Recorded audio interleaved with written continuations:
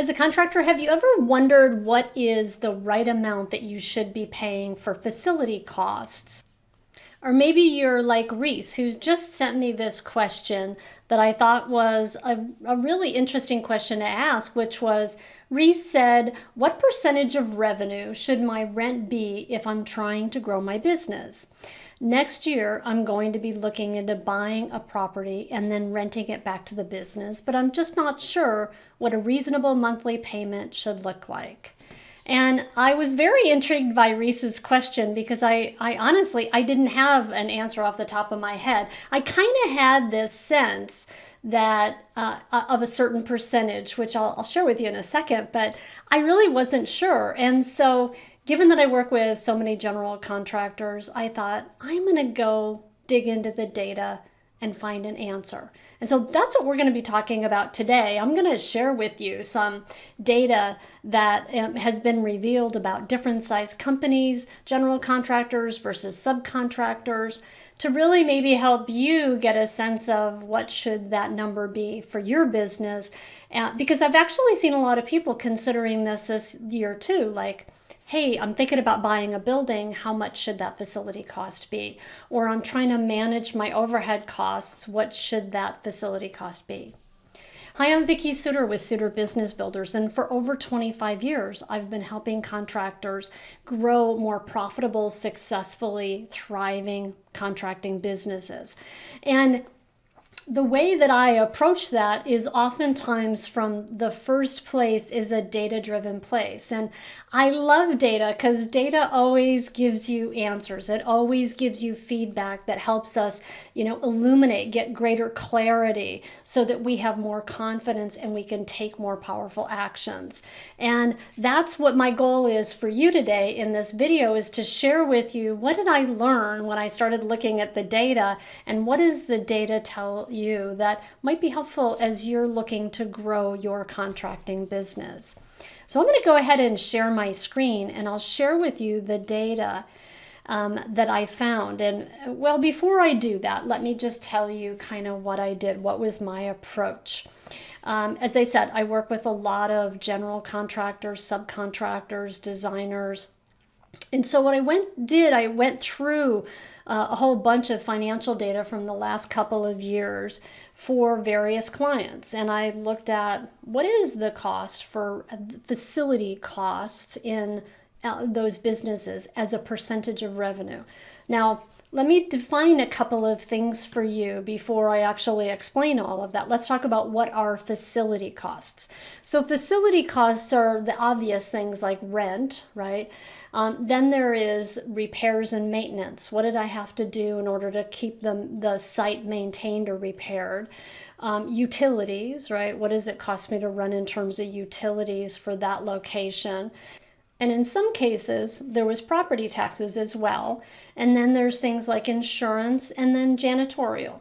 So the primary categories of expense that I looked at in each of the company's data that I reviewed was what's rent, repairs and maintenance, utilities, taxes, insurance, and janitorial. So I took a look at what was the combined cost for each of those. And actually in my analysis that I'm going to show you in a second, I broke that down for each of those categories. And so that was the first thing. So when we talk about facility costs, we're talking about all those related costs. And let's talk about the second piece, which is I looked at it as a percentage of income. And percentages are what I call the Great Equalizer. So what I mean by the Great Equalizer is that I can take numbers year over year. Like if you were to go back and look at your profit and loss statement for the last 5 years, your revenue may have been going up every year. And of course, the dollars are going to go up. But one of the things that you want to measure is the percentage of what it costs you for certain line items in your business, whether that's your two biggest line items in terms of what it costs most contractors in their overhead line items and what it costs to run on their business is labor, all the costs related to labor, and then facility costs, what we're going to talk about now. And so being able to look at it as a percentage can really help you illuminate All right, so how do I look at it if I'm going to be spending more on rent? I need more space because I'm growing. What is the right percentage of my revenues that I should be investing in facility cost? And that was actually the first question really that Reese asked when she asked this question, which was, hey, what should that be as I'm growing and I'm looking to buy a building? What's an appropriate amount? So I'm going to share the data with you, and I appreciated how it was in some cases similar to what I thought, and in some cases it was different. So here's a summary of the data that I compiled. So I looked at subcontractors, then I looked at general contractors, and I looked at general contractors of companies of a couple different sizes, because what I noticed is that the data told me that larger general contractors actually had a lower facility cost. But let me walk you through it and I'll show you what I found out. So I first look at subcontractors, and I will say on average, the subcontractors I evaluated they had annual revenues between $1.3 and $4 million. And I evaluated 5 different companies.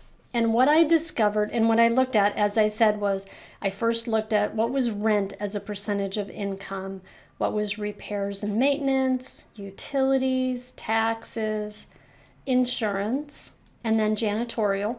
You notice that some companies don't have separate data for repairs and maintenance or taxes or insurance, janitorial. Sometimes what I notice is that some companies kind of clump it all into one account. Some companies don't have taxes, so they don't have a figure there.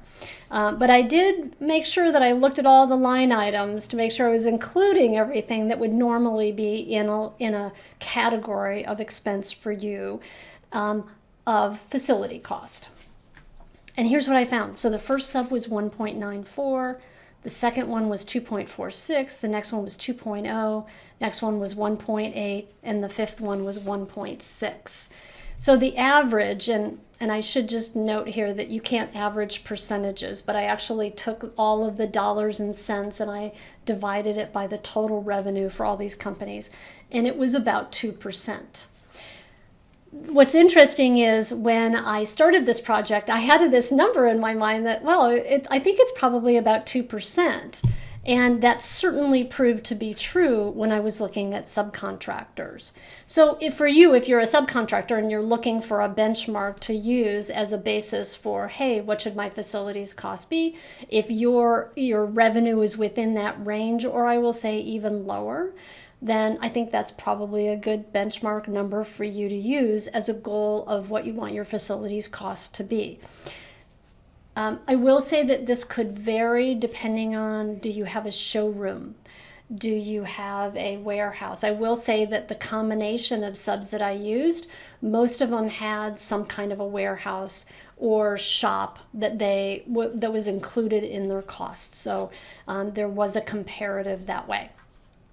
And then I was kind of surprised by the general contractors. I thought I was going to see the same numbers, but in fact, I saw something different. So for the general contractors that were under 5 million, I looked at 2 of these companies, and their average cost of facility of rent was anywhere between 1.65 and 2.7, and then their overall was about 3%. Now, again, you can't average percentages, so I took the actual dollars and I calculated what that was. The average was about 3%. So it's a full 1% higher for a general contractor under 5 million than it is a subcontractor. Again, I thought that was interesting. I looked at that and I went, okay, is that generally because subcontractors have a tendency to be in more warehouse type spaces or less, we'll say a little bit more rough locations, or less concerned about clients coming to their location. So they tend to look for lower cost facilities. And they also don't have as many people as a subcontractor generally working in the office subcontractors don't generally have as many people working in the office as a general contractor do. does. So oftentimes when I started to think about it, I went, oh yeah, general contractors have bigger office staffs than subcontractors. More subcontractors also tend to be in spaces that they're not concerned about bringing clients to that location. They tend to need warehouse or shop space. They're always going to look for a less expensive option. So that was kind of the explanation as I came to it about what's the difference between this 2 and 3%. But here's what was interesting, and this surprised me, is that general contractors over 5 million. So I evaluated 4 more companies whose revenues were in excess of 4 million. And I want to say that 5 million, none of these were like, you know, huge companies, right? These weren't like companies that do 80 or 100 million. These are clients that I work with, right? So you can pretty much figure that the majority of them are in the range of anybody who would be listening to this video. We're not talking about, you know, super mega publicly held companies. These are privately held small to medium sized contractors. And so what I found in that case is, if you look at this, look at facility for rent was 0.78, 0.29, 0.16, 0.32. And overall, it was about 0.65% was the amount that of revenue, their billings, their revenue amount that they spent on facilities was about 0.65%, which I also thought was interesting. And I started to think about that and think about, all right, well, what might be driving that? Like, why is that lower? Well, I think that there might be a couple of things. One is sometimes these bigger companies have larger projects and they don't require as much staff as sometimes a smaller company will. The other thing that sometimes happens is these larger companies that have much larger projects actually have their, well, first of all, if you have less projects, there's less need for as many staff, right? If you're doing fewer projects in a year that are of a bigger size, you don't actually need to have as many people in your office. The other thing that, as I thought about it in the case of some of these companies, is that they will have job site trailers where the project manager or the superintendent are actually on site, again, for much larger projects. So, you know, that might be some of the explanation, but it's also oftentimes it's just a volume thing, right? So when your revenue goes up, and it goes up substantially, like in this example, your overhead costs generally as a percentage of revenue are going to go down. And that's the ideal relationship that you want to have. You really don't want to have your facility costs increasing at the same rate that your revenue does. That's usually an indication of not being able to get a good rate of return or an inefficiency. I hope this data has been helpful to you in this dialogue. Like I said, I found it to be illuminating and interesting to be able to see this information, and I'm super glad that I did it. I did this research because I'm glad that I get to share it with you. And Reese, I hope this has answered your question. Thank you for asking it. And, you know, I guess I want to leave you with these words is, you know, a good exercise to do is go look at your own financial data and look at your ratios, look at your percentages and see where where there's changes year over year. Numbers always tell a story.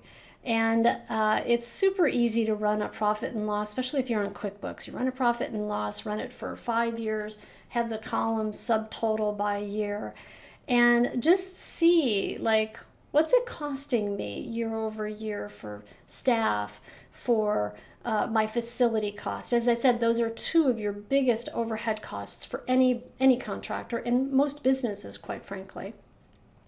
And the second thing is, if you haven't watched, I did a video a couple of blogs ago that talked about gross profit margin.